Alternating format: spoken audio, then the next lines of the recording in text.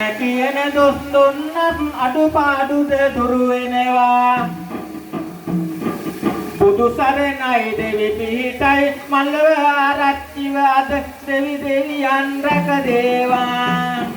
මල්ලව ආරච්චිව අනේ දෙවියන් රැක දෙනවා.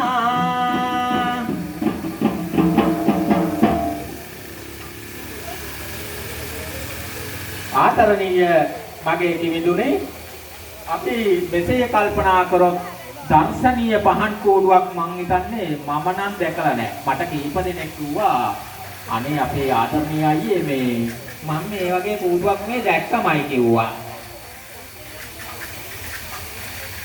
ඒක නම් ඒව තමයි. මාත් බැලුවා. මමත් බලනකොට දෙකේ කෑලි කෑලි එකතු කරලා මොකක්ද මේ කියනවා කියලා. පස්සේ තමයි මට තේරුනේ මේකේ අගේ.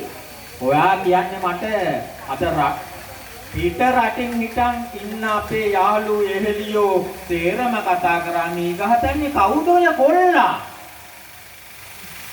මේකනේ හොඳ දෙයක් කරොත් තමයි හොඳ දේවල් හම්බෙන්නේ. නරක දෙයක් කරොත් තමයි නරක දේවල් හම්බෙන්නේ. ඉතින් මුත්තික ඒ හොඳ දෙයක් නේ. ඉතින් මට කියනවා සෑහෙන්න කාලයක් මහන්සි වෙන්නේ නැති නේද අයියේ?